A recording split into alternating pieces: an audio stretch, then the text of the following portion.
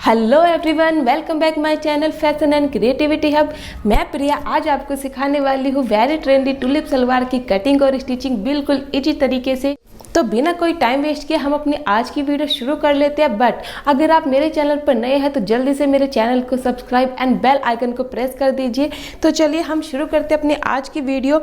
Tulip salwar बनाने के लिए मैंने लिया है रियोन का प्रिंटेड फैब्रिक। तो इसकी कटिंग और स्टिचिंग हमने कैसे करनी है तो चलिए देख लेते हैं।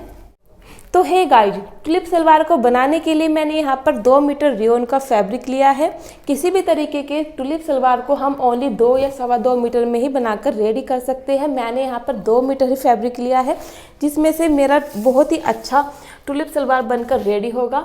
ये देखिए, इसको मैंने यहाँ पर उल्टी साइड से लिया है। हम इसी साइड में ही मार्किंग करेंगे। तो देखिए, ये मेरी ओपन साइड है, यहाँ पर मैंने इसको फोल्ड करके लिया। ये मेरी बंद वाली साइड है। तो इसी तरीके से हमने अपने फैब्रिक को फोल्ड करके लेना है।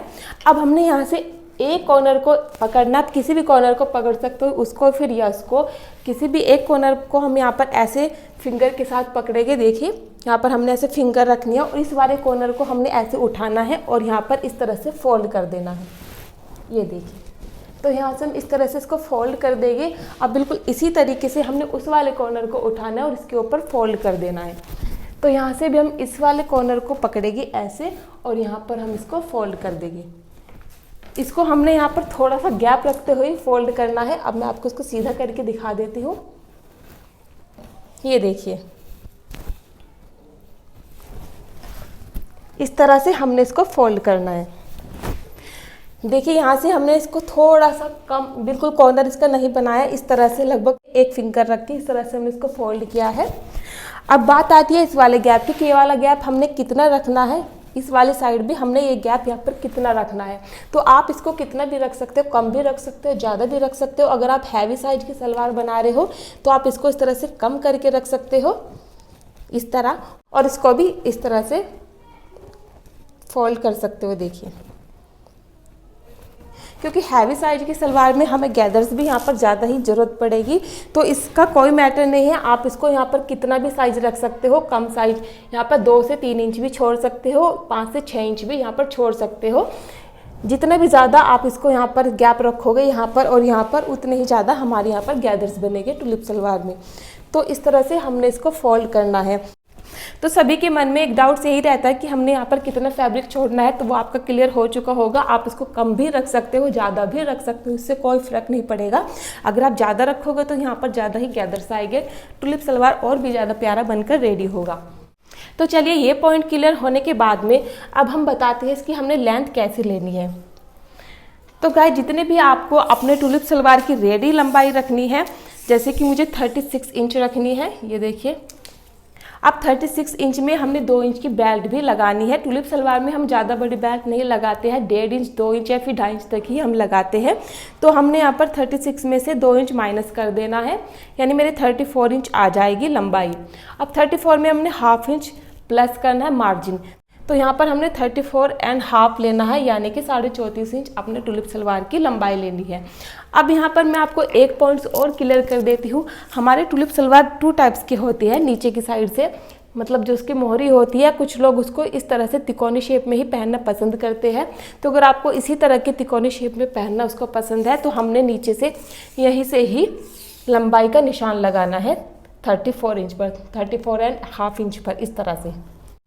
बट अगर आप यहाँ से इसको राउंड शेप में पहनना पसंद करते हैं तो हमने 2 इंच ऊपर तक एक निशान लगा लेना है यहाँ पर, इस तरह। और ये 2 इंच पर जो हम निशान लगाएंगे, यहाँ से हमने लंबाई रखनी है। तो मैं तो इसको राउंड शेप में ही बनाने वाली हूँ। अगर आप इसको तिकोनी ही शेप में पहनना चाहते हो तो ऐसे इसको यहाँ से छोड़ सकते हो। अगर आप राउंड शेप में पहनना चाहते हो मेरी तरह, तो इस तरह से हमने 2 इंच ऊपर एक मार्क कर लेना है। ये देखिए, यहाँ पर हमने 2 इंच ऊपर एक मार्क कर लिया है।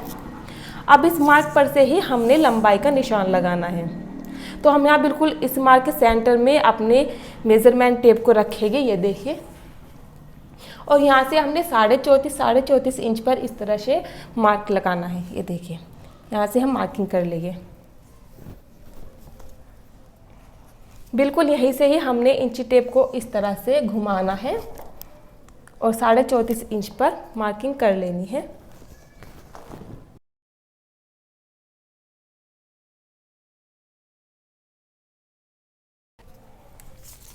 अब हमने इन सभी निशान को आपस में मिला देना है इस तरह से। ये देखिए,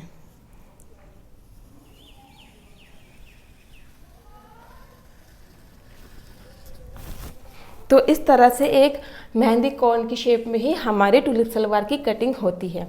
तो यहाँ से हम इसको कट कर लेंगे।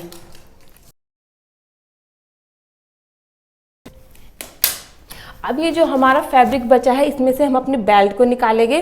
तो अभी हम इसको साइड कर देते हैं और चलिए अभी हम यहीं पर ही आते हैं। तो यहाँ से हमने सबसे पहले इस फैब्रिक को जो हमने 2 इंच पर निशान लगाया था, इसको हम यहाँ से बिल्कुल ऐसे ही कट कर लेंगे। ये देखिए, तो इसको कट करने के बाद में हम अपने क्रोच एरिया के लिए यहाँ पर निशान लगाएंगे।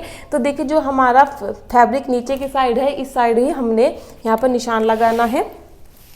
तो यहाँ साइड से हमने लगभग 2 इंच पर इस तरह से मार्क करना है। इस तरह से हमने 2 इंच पर मार्क करना है।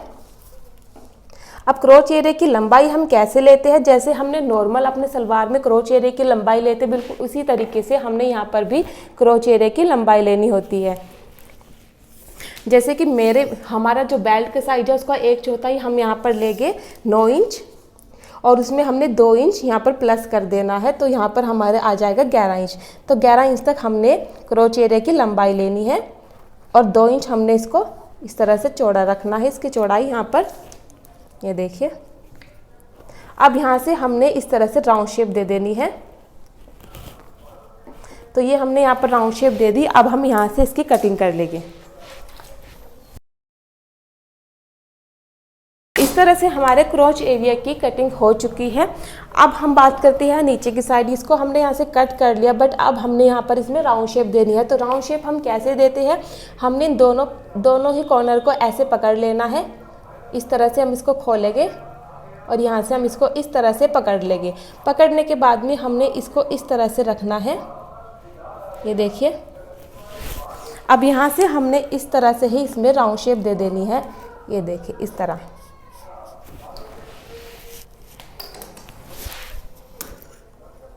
तो बहुत ही अच्छे से हमारी यहाँ पर फिनिशिंग के साथ में राउंड शेप आ जाएगी। अब हम इसको आपको खोल कर दिखा देते हैं। कुछ इस तरह से हमारी इसकी राउंड शेप आ जाएगी। ये देखिए, अब हमने एक निशान यहाँ पर लगा लेना है। यहाँ पर हम इस तरह से कट लगा लेंगे ताकि हमें बाद में बेल्ट अटैच करने में आसानी हो। तो अब हमारे टूलिप सलवार की कटिंग हो चुकी है। अब हमने इसको स्टिच कैसे करना है मैं आपको दिखा देती हूँ। तो हमने इसको इस तरह से खोल लेना है। और गाइस, ये देखिए, मेरी दोनों ही साइड में रॉन्ग साइड है। ये हमारा क्रोच एरिया है। सबसे पहले हमने यहाँ से यहाँ तक बिल्कुल इसी शेप में ही सिलाई लगाकर इसको स्टिच कर लेना है। हाफ इंच का हम यहाँ पर मार्जिन रखेंगे इस तरह से,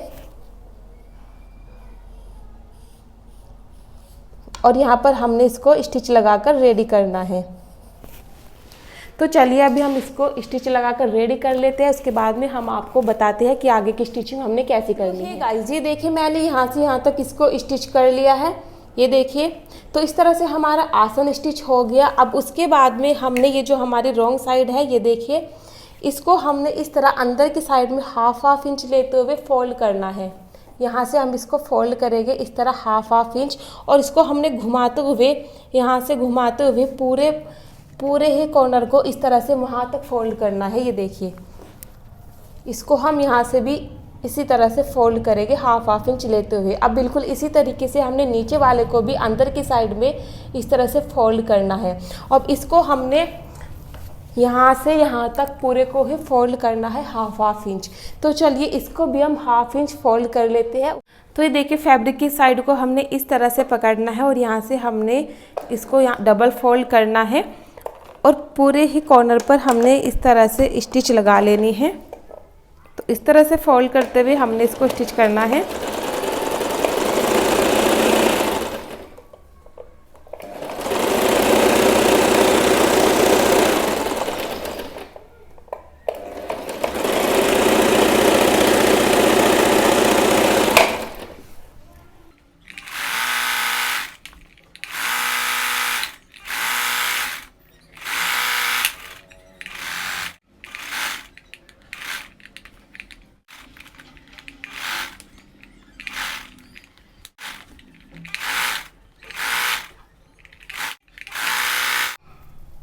तो गाइज ये देखिए यहाँ तक हमने इसको स्टिच कर लिया है। दोनों साइड से हमारे ये किनारे फोल्ड होने के बाद में अब हमने इसके साथ में ही लेस को अटैच करना है। यहाँ पर मैंने गोटा पट्टी लेस ली है, समोसे वाली। आप कोई भी लेस ले सकते हो जो भी आपको यहाँ इसके ऊपर अटैच करनी है। तो मैंने यहाँ पर इस लेस को अटैच करनी है। तो हम इसको कैसे करेंगे, ये जो हमारी कम वाली साइड है ये देखिए, और ये हमारी ज़्यादा वाली साइड है। तो इस तरह से हम इस जो हमारी ये ज़्यादा वाली साइड है इस पर हमने पूरी पर ही लेस को इस तरह से अटैच करना है। जो हमारी कम वाली साइड है यहाँ पर हम इसको 11 से 12 इंच तक ही ओनली अटैच करेंगे। तो हम यहाँ पर मार्क कर लेंगे, ये देखिए यहाँ से हम इस तरह से मार्क कर लेंगे, यहाँ तक हम इसको अटैच करेंगे। इस वाली साइड में हम पूरी में ही अटैच करेंगे।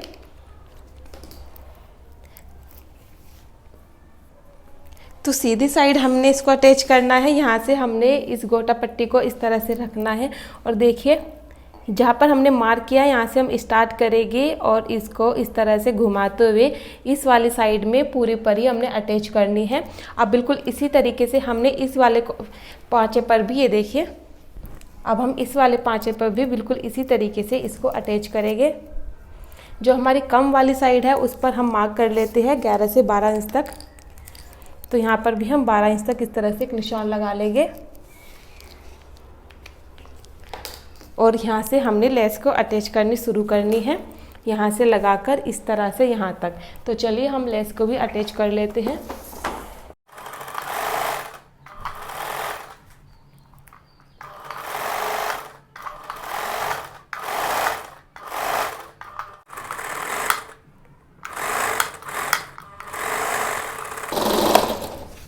तो ये देखिए गाइस बिल्कुल इसी तरीके से हमने इसको अटैच करनी है फिनिशिंग के साथ में।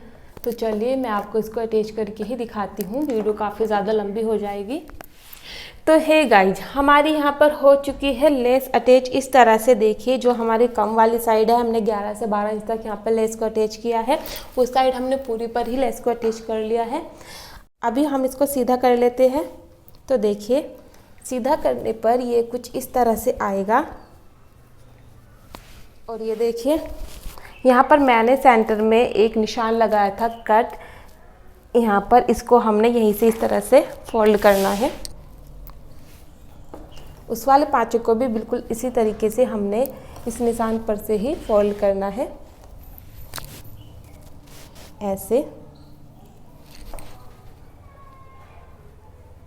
ये देखिए तो अब हमने इसमें यहाँ पर स्टिच लगानी है। वो हमने किस तरीके से लगानी है, तो हमने नीचे की साइड से पहले देखना है हमने इसकी मोहरी कितनी रखनी है।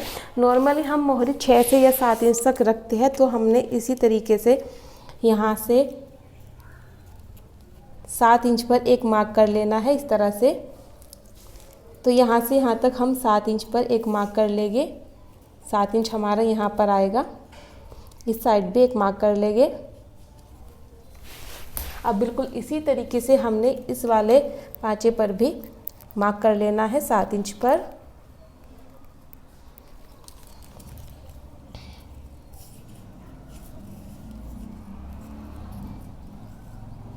ये देखिए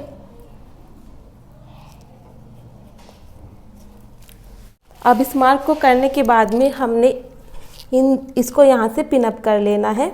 इस तरह से हम इसको यहाँ से यहाँ तक पिन अप कर लेंगे।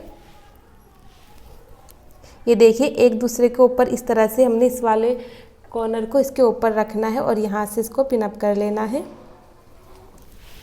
अब बिल्कुल इसी तरीके से हमने इस साइड से भी इसको पिन अप कर देना है। ये देखिए ये हमारी मोहरी हो गई। अब हम इसको अच्छे से सेट करेंगे। दोनों ही आसन को हमने इस तरह अच्छे से सेट करना है और यहाँ से यहाँ तक हमने देखिए जो हमने यहाँ पर कट लगाया है इस कट को हम ऐसे रखेंगे और यहाँ से यहाँ तक हमने इसको स्टिच करना है। तो स्टिच करने के लिए हम इसको भी पिन अप कर लेंगे इस तरह।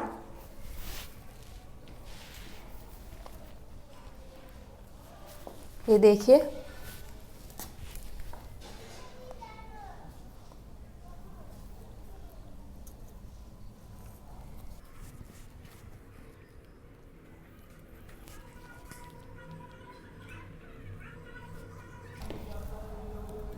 तो थोड़ी थोड़ी दूर पर हमने यहाँ पर पिन लगाकर इसको पिन अप कर लेना। बिल्कुल इसी तरीके से हमने इस साइड को भी पिन अप कर लेना है। गाइस इस तरह से दोनों साइड में पिन लगाने के बाद में अब हमने इस ऊपर वाली साइड को यहाँ से यहाँ तक स्टिच करना है। इसको भी यहाँ से यहाँ तक स्टिच कर लेना है।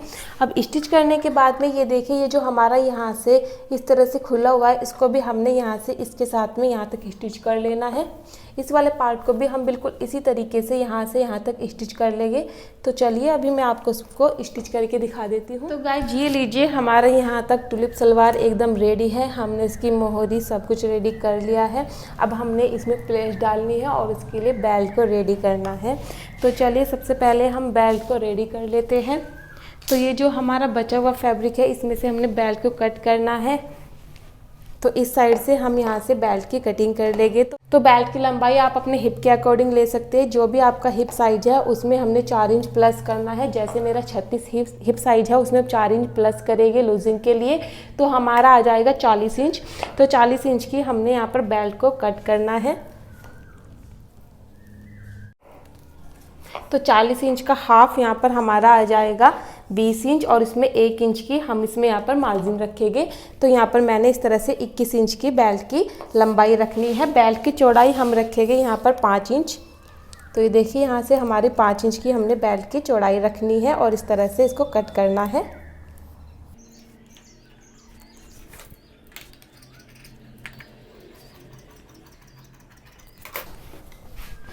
तो बेल्ट को कट करने के बाद में हम इसको यहाँ से इस तरह से उल्टा करेंगे और यहाँ से हम इसको साइड से स्टिच कर लेंगे। 1/2 इंच मार्जिन हमने लेते हुए इसको यहाँ से स्टिच कर लेना है।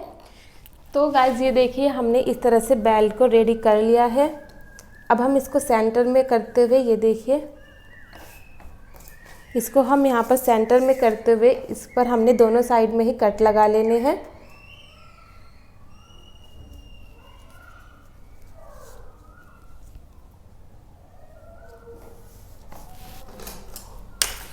यहाँ पर भी हम इसमें कट लगा लेंगे और यहाँ पर भी हम इसमें कट लगा लेंगे। अब हमने अपना सलवार लेना है। तो गाइज ये देखिए, हमने अपने सलवार में भी इस तरह से दोनों साइड में कट लगाए थे। तो इस वाले फैब्रिक को हमने इस तरह से, ये देखिए, इस कट को हमने इस कट के साथ में यहाँ पर मिलाना है और यहाँ से इसको पिन अप कर लेंगे इस तरह से। अब बिल्कुल इसी तरीके से हमने इस वाले कट को यहाँ पर मिलाना है और इसको पिन अप कर लेना है।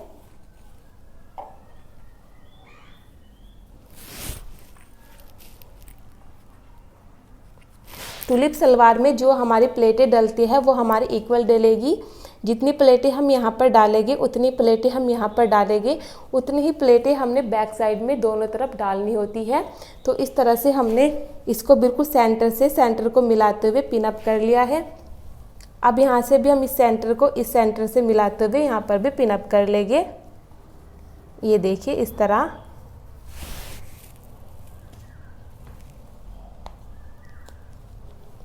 अब बैक साइड में भी हमने सेंटर को इस तरह से मिलाना है।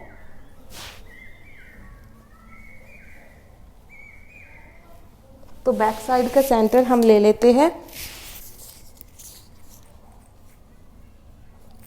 ये आएगा हमारा 10 इंच पर। तो यहाँ से इसको भी हम इसी तरह से पिन अप कर लेंगे। ये देखिए।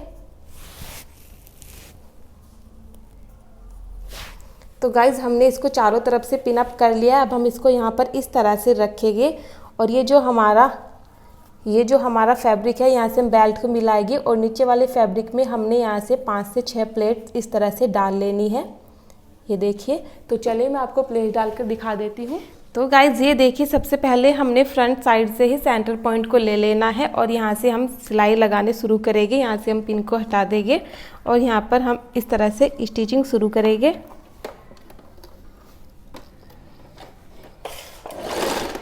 थोड़ी सी स्टिच करने के बाद में हमने अब नीचे वाले पार्ट्स में प्लेट्स बनानी है। तो यहाँ से हम थोड़ा सा गैप रखते हुए लगभग 1 से 1.5 इंच का, उसके बाद में हम यहाँ पर प्लेट्स बनाएंगे इस तरह से। ये देखिए।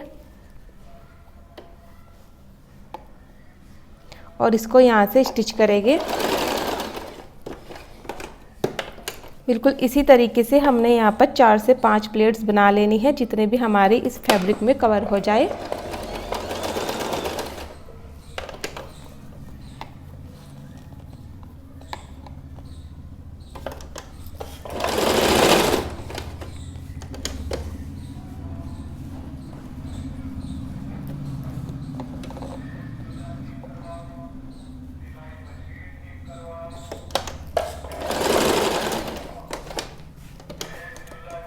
तो अब यहाँ से हमने इस तरह से इसको पकड़ना है और नीचे वाले फैब्रिक में हमारी 1 या 2 जितनी भी प्लेट्स बचती है, यहाँ पर हमारी 1 ही प्लेट्स आएगी, तो उसको भी हम यहाँ पर इस तरह से डाल लेंगे।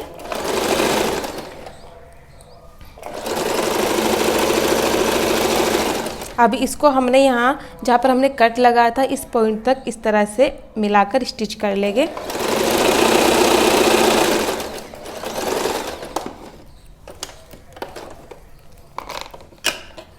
तो गाइज़ ये देखिए मैंने इस तरह से यहाँ से 4 से 5 प्लेट्स यहाँ पर डाल ली है। अब बिल्कुल इसी तरह से हमने इस साइड भी प्लेट्स बनानी है। तो अब हम इसको इस तरह रखेंगे और सेंटर से ही हमने प्लेट डालनी शुरू करनी है। यहाँ भी हमने बिल्कुल इसी तरह से ही प्लेट डालनी है। ध्यान रहे जिस साइड हमने इस वाले पार्ट में प्लेट डालनी है, बिल्कुल उसी साइड हमने इस वाले पार्ट में भी प्लेट डालनी है। बिल्कुल उसी तरीके से हमने बैक साइड भी प्लेट डालनी है। प्लेट्स हमारी सभी एक ही साइड में होनी चाहिए। इस साइड डालिए, इस साइड डालिए, या फिर दोनों ही हमारी दूसरी साइड डालिए। तो चलिए अब हम इसको भी डालकर दिखा देते हैं।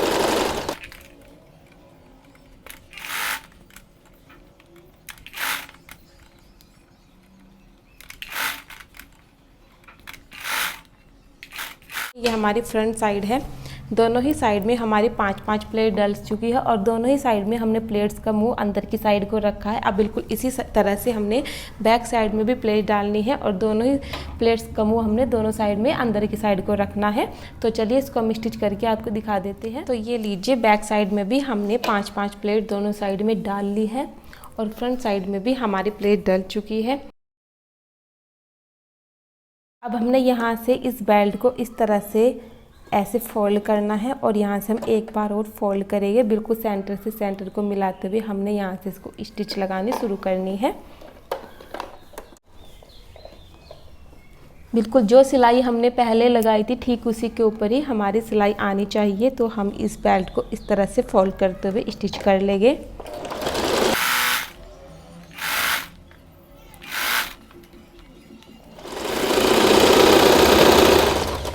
तो गाइस चारों तरफ से स्टिच करने के बाद में हमने यहाँ से थोड़ा सा ओपन रख लेना है। यहाँ से हमने अपने इलास्टिक को इंसर्ट करना है। तो हम यहीं तक कि इसको स्टिच करेंगे।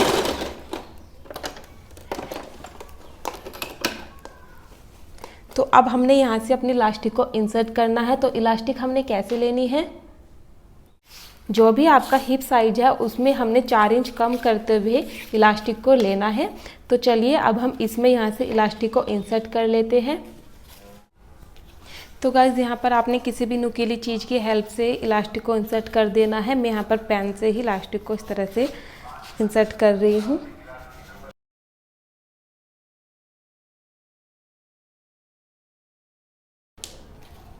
तो अब हमने इसको अच्छे से सीधा करते हुए यहाँ से यहाँ तक पहले स्टिच कर लेंगे।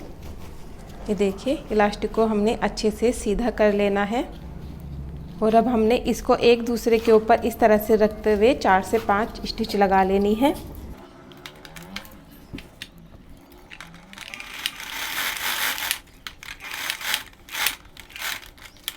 तो इस तरह से हम इसको स्टिच कर लेंगे और उसके बाद में हम इसको अंदर की साइड अच्छे से डाल देंगे। और यहाँ से अब ये जो हमने यहाँ पर ओपन रखा था इसको हम यहाँ से यहाँ तक सिलाई लगाकर इसको भी यहाँ से स्टिच कर लेंगे।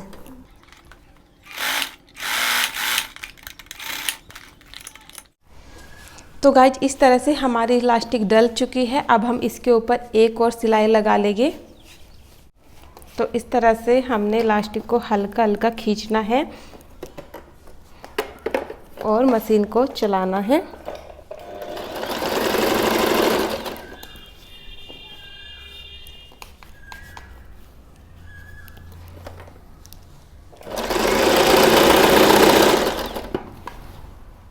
तो गाइज ये लीजिए, इस तरह से हमारा टुलिप सलवार बनकर एकदम रेडी हो चुका है। बेल्ट में मैंने ऊपर की साइड एक सिलाई लगा ली है।